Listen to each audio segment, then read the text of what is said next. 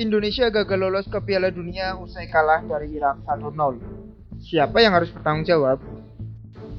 Mimpi bermain di Piala Dunia yang sudah sangat dekat harus kandas. Indonesia harus menunggu 4-5 tahun lagi untuk kembali berjuang masuk ke ajang sepak bola paling bergengsi di dunia itu. Dalam pertandingan lawan Irak, para pemain Indonesia bermain dengan sangat baik, intensitas tinggi, pressing ketat sepanjang babak pertama dan pertengahan babak kedua. Namun semua berubah ketika di menit ke-76, tembakan mendatar Zidane Iqbal berhasil menembus pertahanan Indonesia dan memupus seluruh harapan dan mimpi rakyat Indonesia.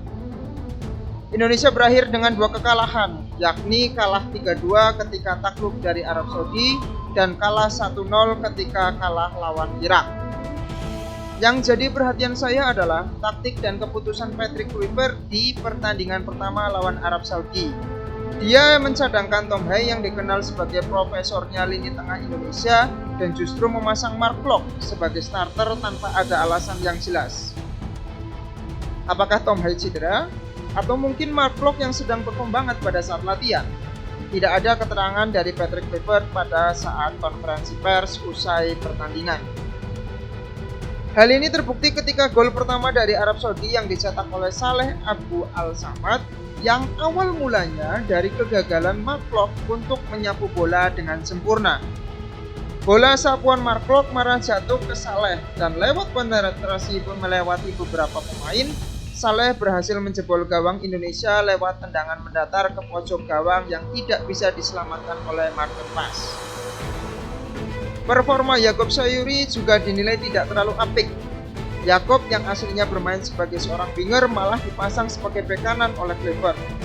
Dan sepanjang pertandingan, terutama di babak pertama, Yakob sering meninggalkan pos pertahanan sehingga mudah sekali dieksploitasi oleh para winger Arab Saudi. Kita tidak bisa sepenuhnya menyalahkan Yakob karena memang posisinya adalah seorang winger yang punya naluri menyerang. Sehingga wajar bagi Yakob sering melakukan overlap dan meninggalkan celah besar di pertahanan. Serupa dengan Yakob, Beckham Putra juga dinilai kurang bisa menggantikan peran Marcelino Ferdinand yang tidak dipanggil dalam laga kali ini. Dengan posturnya yang kecil, Beckham sering kehilangan bola ketika dipres oleh lawan. Beckham itu pemain muda yang potensial, namun ketika dipasang dalam laga krusial melawan Arab, menurut saya bukan pilihan yang bijak. Pada intinya, taktik dan strategi Kluivert tidak berjalan dengan baik dalam laga lawan Arab Saudi. Patrick memasang 4 bek namun tidak memainkan pemain yang pas. Dia menurunkan Jai Izzes dan Kevin Dix sebagai bek tengah. Yang kita tahu, Kevin Dix adalah seorang bek kanan.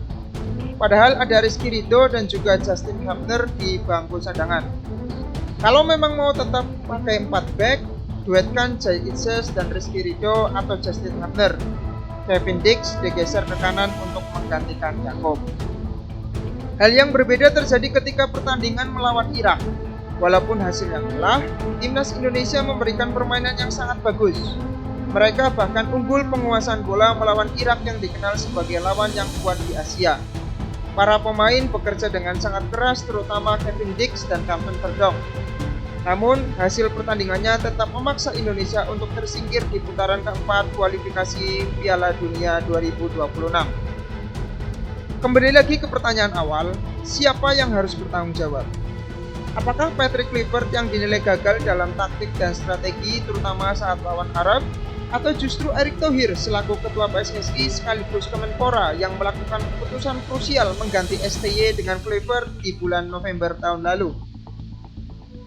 Kalau dilihat dari hasil, saat di era STY Indonesia mengumpulkan 6 poin dari 6 pertandingan di ronde 3, sementara di saat Patrick Kluivert jadi pelatih, Indonesia juga mengumpulkan 6 poin dari 3 pertandingan. Ini yang sering dijadikan perbandingan oleh para pandit bahwa penunjukan Kluivert untuk menggantikan STY sudah tepat karena Kluivert berhasil meraih 6 poin hanya dalam 3 laga, sementara STY meraih 6 poin dalam 6 laga. Namun, hal yang jarang dilihat adalah Kluivert meraih 6 poin dari 2 kemenangan lawan 2 tim yang bisa dibilang tim lemah di klasemen. Tentu hal ini tidak bisa dijadikan alasan kenapa Kluivert harus menggantikan STY. Memang betul, STY pernah melakukan blunder terutama saat lawan Cina di kualifikasi ronde 3. Namun itu semua dia bayar ketika berhasil mengalahkan Arab di GBK. Intinya penunjukan Clever terkesan terlalu terburu-buru dan tidak matang menurut saya.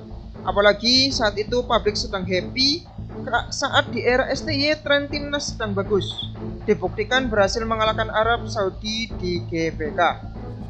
Apalagi kalau berbicara taktik, pemaksaan dari 3 back ke 4 back saat lawan Arab dinilai blunder yang fatal dari Clever.